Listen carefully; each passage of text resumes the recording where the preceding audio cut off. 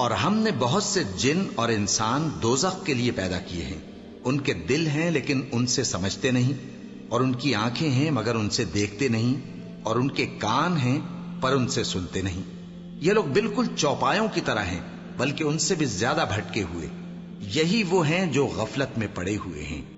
ایک کریٹیکل بات جو آج صبح میرے ذہن میں آئی، وہی آپ کے ساتھ شیئر کر لیتا ہوں۔ قرآن حکیم میں ایک آیت ہے، سورہ الاعراف کی آیت نمبر 179۔ یہ قرآن حکیم میں چند سخت ترین آیات میں سے ہے، اور اس میں اللہ تعالیٰ کی طرف سے ایک بہت بڑا یونیورسل ٹروتھ اور بڑی ہی ایک ڈینجرس خبر انسانیت تک پہنچائی گئی ہے۔ اعوذ باللہ من الشیطان الرجیم، بسم اللہ الرحمن الرحیم۔ وَلَقَدْ ذَرَأْنَا لِجَهَنَّمَ كَثِيرًا مِنَ الْجِنِّ وَالْإِنسِ، اور بے شک جنوں اور انسانوں کی اکثریت ہم نے پیدا ہی دوزخ کے لیے کی ہے۔ اللہم اجرنا من النار، آمین۔ لیکن یہ اللہ نے کوئی ظلم نہیں کیا، بلکہ اللہ تبارک و تعالیٰ نے اس کی ریزن بھی بتائی ہے۔ یہ اللہ کا ایکسپرٹ اوپینین ہے کہ یہ جو انسانیت اور جنات یہاں پہ آباد ہوئے ہیں، ان میں سے الٹیمیٹلی اکثریت دوزخ میں ہی جائے گی، بڑے کم لوگ ہوں گے جو جنت میں جانے میں کامیاب ہوں گے۔ جو سورۃ العصر میں بھی آیا، والعصر ان الانسان لفی خسر، زمانہ گواہ ہے اس بات پہ کہ ساری انسانیت گھاٹے میں ہے، سوائے ان لوگوں کے جو ایمان لے آئے، نیک اعمال کیے اور نیکی کی تلقین کرتے رہے اور صبر کی تلقین کرتے رہے۔ اس کے علاوہ پوری کی پوری انسانیت گھاٹے میں۔ اور دیکھ لیں، زمانہ گواہ ہے کہ حضرت نوح علیہ السلام کے مخالفین تباہ و برباد کر دیے گئے، صرف 78 لوگ جو ہیں وہ کامیاب ہوئے۔ حضرت لوط علیہ السلام کی 2 بیٹیاں ان کے ساتھ بچائی گئیں، ان کی اپنی بیوی بھی اور پوری قوم تباہ کر دی گئی۔ پوری انسانیت گھاٹے میں چلتی آ رہی، سوائے ان لوگوں کے کہ جو ایمان لے آئیں گے، نیک اعمال اختیار کریں گے اور حق بات کی تلقین کریں گے اور صبر کی۔ یہاں پہ سورہ الاعراف کی آیت نمبر 179 میں ہے کہ بے شک جنوں اور انسانوں کی اکثریت پیدا ہی دوزخ کے لیے ہوئی ہے۔ بولے اعوذ باللہ تعالی۔ لہم قلوب لا یفقہون بہا، ان کو ہم نے دل دیے تھے، عقل دی تھی، لیکن وہ اس سے سوچتے ہی نہیں۔ وَلَهُمْ أَعْيُنٌ لَا يُبْصِرُونَ بِهَا، ان کو ہم نے آنکھیں دی تھی لیکن آنکھوں سے دیکھنے کا سا دیکھنا نہیں دیکھتے، عبرت نہیں پکڑتے۔ وَلَهُمْ آذَانٌ لَا يَسْمَعُونَ بِهَا، اور ان کو ہم نے کان دیے تھے لیکن سننے والا سننا سنتے ہی نہیں ہے۔ أُولَئِكَ كَالْأَنْعَامِ بَلْ هُمْ أَضَلُّ، ایسے لوگ چوپایوں کی مانند ہیں بلکہ ان سے بھی بدتر ہیں، جو اپنی عقل، آنکھیں اور کان استعمال کر کے حق بات تک پہنچنے کی کوشش نہیں کرتے۔ اولئک هم الغافلون، ایسے ہی لوگ ہیں جو اصل میں غافل ہیں۔ تو اللہ تعالیٰ نے یہ اس میں ایک غیبی خبر دے دی ہے کہ الٹیمیٹلی یہ ہونے والا ہے۔ مطلب کیا کہ اب جس نے تیاری کرنی ہے وہ خود تیاری کر لے۔ اس کو میں ایک مثال سے سمجھاتا ہوں کہ اس وقت تقریباً یہاں پہ 80 کے قریب لوگ بیٹھے ہیں، اور میں یہ کہوں کہ میں ایک گولی چلاؤں گا، جس کو بھی لگ جائے، تو ہم میں سے کیا ہر شخص یہ سوچے گا کہ یار ایک ہی گولی ہے، 80 بندے ہیں، کسی اور کو ہی لگے گی، ضروری ہے مجھے ہی لگنی ہے؟ ایسا تو کوئی نہیں سوچے گا، سب دڑکی لگا دیں گے۔ لیکن آخرت کا معاملہ کیا ہے؟ بخاری اور مسلم دونوں کی حدیث ہے، متفق علیہ، کہ آدم علیہ السلام کو حکم ہوگا کہ جنتیوں اور دوزخیوں کو الگ کرو۔ حضرت آدم علیہ السلام پوچھیں گے کہ اے اللہ کتنے جنتی اور کتنے دوزخی؟ تو اللہ تعالیٰ فرمائے گا ہر 1000 میں 999 دوزخی اور صرف 1 جنتی۔ تو یہاں اگر 1000 بندہ اور میں کہوں ایک گولی چلے گی، ہر بندہ بھاگنے کی کوشش کرے گا، لیکن آخرت کے بارے میں یہ حال ہے کہ ہر ایک بندہ یہ امید لگائے ہوا ہے کہ وہ جو ایک بچے گا نا وہ میں ہوں گا۔ اور ادھر 1000 بندے کے اوپر ایک گولی چلائی جائے تو 1000 کا 1000 سوچے گا جو ایک پھڑکے گا وہ میں ہوں گا۔ بالکل 180 ڈگری سوچ ہے۔ یا اس کو یوں سمجھے کہ میں کہوں کہ ایک گولی چلاؤں گا، 999 بچ جائیں گے، ایک کوئی لگے گی، کوئی نہیں کہے گا یار 999 بچنے ہیں تو چلو ایک میں بھی ان میں بچنے والوں میں ہوں گا، کہے گا نا کدھر میں ہی نہ پھنس جاؤں۔ اور آخرت میں تو معاملہ بالکل الٹ ہے۔ بہت کریٹیکل ایشو ہے، انسان کو اپنی آخرت کی فکر کرنی چاہیے، اللہ کو سیریس لینا چاہیے. جو لوگ دنیا میں اللہ کو سیریس لیتے ہیں وہی اپنی اصلاح کر لیتے ہیں، ورنہ اللہ تو بے پرواہ ہے. یقین کریں پوری کی پوری انسانیت دوزخ میں چلی جائے اللہ کو کوئی پرواہ نہیں ہے، پوری کی پوری انسانیت جنت میں چلی جائے اللہ کو کوئی پرواہ نہیں ہے. اور یہ جو اکثر لوگ مثالیں دیتے ہیں کہ جی دیکھیں کوئی ماں اپنے بچے کو کیسے دوزخ میں پھینک سکتی ہے، تو اللہ تعالیٰ تو ماں سے بھی بڑھ کے محبت کرتا ہے، وہ کیسے پھینکے گا؟ بھائی اس لیے پھینکے گا کہ اللہ تعالیٰ کے وہ احساسات نہیں ہیں جو ایک ماں کے ہوتے ہیں. ماں تو اپنی نفسانی خواہش یا محبت کی وجہ سے مغلوب ہو جاتی ہے، لیکن اللہ مغلوب نہیں ہوتا. اللہ تعالیٰ کیا فرعون سے اس کی ماں سے بڑھ کے محبت کرتا ہے جو اس کا باغی ہے؟ یہ محبت تو ان لوگوں کے لیے جو اس کے تابع فرمان ہو. جو اللہ کے دشمن ہیں ان کے بارے میں تو اللہ تعالیٰ فرماتا ہے انا من المجرمین منتقمون، ہم مجرموں سے انتقام لے کے چھوڑیں گے. ان کے لیے یہ معاملہ نہیں ہے. ہمیں تو یہ بتایا گیا ہے اللہ تعالیٰ ایک بوڑھی نانی اماں ہے جس نے یہ ایک نعوذ باللہ ایک سسٹم چلایا ہوا ہے، اینڈ پہ سب کچھ چھوڑ دے گا. نہ، اگر یہ بات ہوتی تو انبیاء کرام علیہ السلام کی تعلیمات اس طرح کی نہ ہوتی کہ لوگ جو ہے وہ کیجول زندگی گزارنا شروع کرتے ہیں. بڑی سٹرکٹ تعلیمات ہیں. جامعہ ترمذی میں حدیث ہے کہ سیدنا عثمان غنی رضی اللہ تعالیٰ عنہ علیہ السلام کے بارے میں آتا ہے کہ وہ جب کبھی قبرستان جاتے تو اتنا روتے کہ ان کی داڑھی آنسوؤں سے تر ہو جاتی. تو اصحاب پوچھتے کہ آپ کے سامنے جب جہنم کا ذکر ہوتا ہے آپ پہ اتنی خشیت طاری نہیں ہوتی، لیکن قبرستان میں قبر کے سامنے یہ معاملات آپ کے ساتھ کیوں ہوتے ہیں؟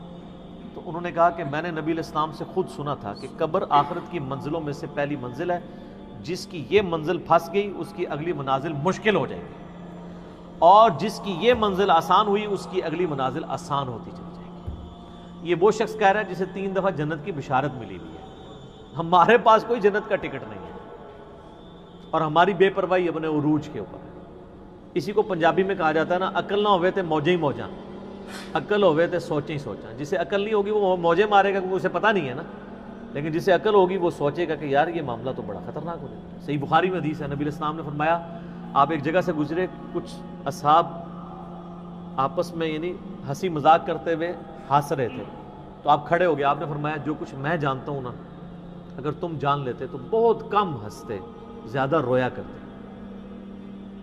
بہت سیریس کیس ہونے والا. صحیح مسلم میں حدیث ہے، آپ علیہ السلام فرمایا میں نے ارادہ کیا کہ میں اللہ سے دعا کروں کہ تمہیں عذاب قبر سنوا دے. دکھانے والی تو کہانی ختم سر، سنوا دے. لیکن مجھے ڈر ہوا کہ اگر تم نے عذاب قبر سن لیا تم اپنے مردوں کو دفنا نہیں چھوڑ دو، ایسی خشیت تم پہ طاری ہو جائے. لیکن یہ اللہ تعالیٰ نے سب کچھ پردے میں رکھا ہوا ہے سر. صحیح بخاری میں حدیث ہے کہ میت جو ہے وہ چارپائی پہ کلام کرتی ہے. نیک میت کہتی ہے مجھے جلدی جلدی میری جگہ کی طرف لے چلو، اور جو بری میت ہے وہ چیخو پکار کرتی ہے کہ مجھے کہاں لے کر جا رہے ہو. اور نبی علیہ السلام کے الفاظ ہیں صحیح بخاری میں کہ زمین و آسمان کی ہر مخلوق اس کی چیخیں سنتی ہے سوائے جنوں اور انسانوں کے، کیونکہ جنوں اور انسانوں کو اللہ تعالیٰ نے غیب کے پردے میں یہ چیزیں رکھی ہیں نا، اسی کے اوپر تو جنت ہے. ان الذین یخشون ربہم بالغیب لہم مغفرۃ واجر کبیر. جو لوگ بن دیکھے اپنے رب سے ڈرتے ہیں ان کے لیے مغفرت ہے اور اجر کبیر ہے. دیکھ کے تو سب نے مان لینا ہے. پھر سر اس سے بھی آگے اگر آپ چلے جائیں، صحیح بخاری میں یہ حدیث موجود ہے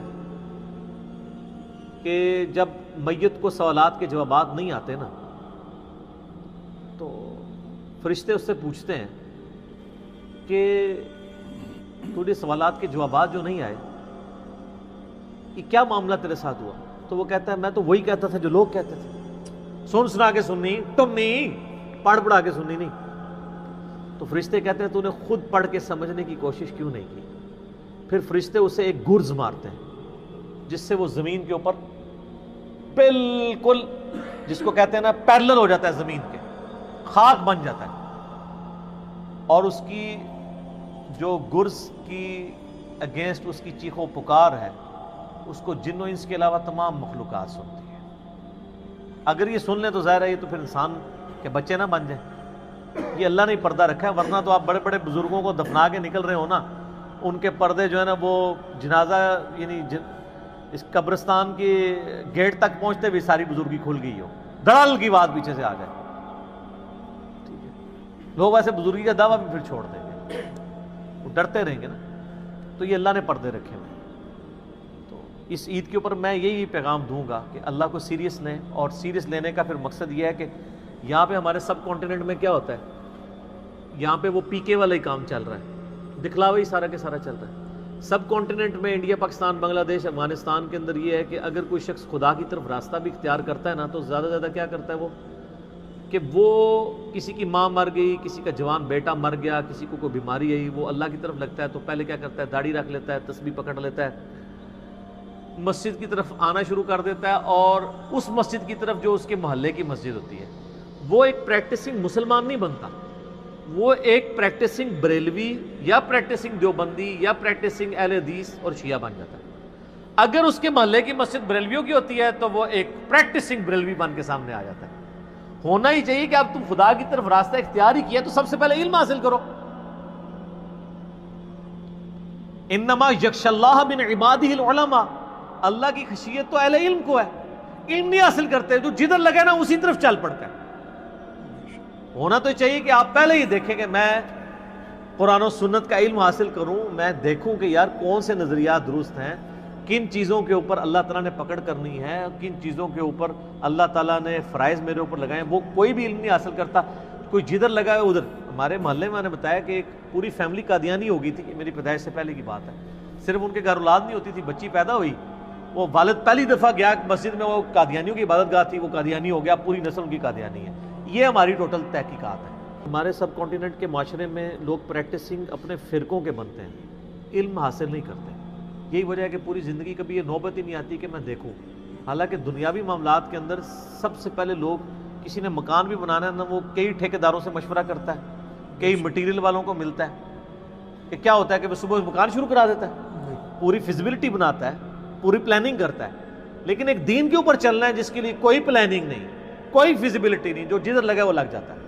اس وجہ سے پوری زندگی لوگ نماز پڑھتے رہتے ہیں, ان کو یہ نہیں پتہ چلتا کہ نماز کا سنت طریقہ کیا ہے, اس کے اندر کیا کچھ پڑھنا ہے, اس کے کیا مسائل ہیں. کتنے شادی شدہ لوگ ملتے ہیں, بچے بھی جوان ہو چکے ہیں, ان کو غسل کا طریقہ ہی نہیں آتا. تو علم بنیادی چیز ہے, اس کے اوپر بنیاد رکھیں, اس کے بعد جو ہے وہ آخرت کی طرف آپ کی رہنمائی ہوگی. لیکن علم کے بغیر کچھ بھی نہیں ہوگا. اس لیے میں یعنی اس عید کے موقع پر ریکویسٹ کروں گا, جہاں تک بھی ہماری بات پہنچتی ہے, کہ یہ سچائی کا پیغام سب سے پہلے اپنے اوپر لاگو کریں, پھر جاگو اور جگاؤ کی مہم شروع کریں. انسانیت کو بتائیں کہ کتنی بڑی مشکل میں وہ پھنسنے والے ہیں, کتنا بڑا معاملہ ان کے ساتھ ہونے والا ہے. اور یہ اتنا بڑا معاملہ ہے کہ یہ تو چوکوں پہ کھڑے ہو کے اور بڑی بڑی بلڈنگز کی چھتوں پہ کھڑے ہو کے اسپیکر فٹ کر کے لوگوں کو یہ بتانے کی ضرورت ہے. وَلَقَدْ ذَرَأْنَا لِجَهَنَّمَ كَثِيرًا مِّنَ الْجِنِّ وَالْإِنسِ, بے شک جنوں اور انسانوں کی اکثریت دوزخ کے لیے پیدا ہوئی ہے, تو بچ جاؤ. ہماری حالت ویسے یہ ہے کہ ہم تو ایک بلی کو بھی آگ میں گرتا ہوا برداشت نہیں کر سکتے, لیکن ہم یہ راگنی الاپ رہے کہ انسانیت نے دوزخ میں گرنا ہے اگر انہوں نے اللہ تعالیٰ کو سیریس نہ لیا اپنی زندگی کے اندر. تو یہی پیغام ہے جی, کہ لوگوں کو یہ آیت سنائیں, خود بھی آخرت کی فکر کریں, لوگوں کی بھی آخرت کی فکر کریں, اور علم کی بنیاد پہ, تاکہ عقائد کی بھی اصلاح ہو اور اعمال کی اصلاح.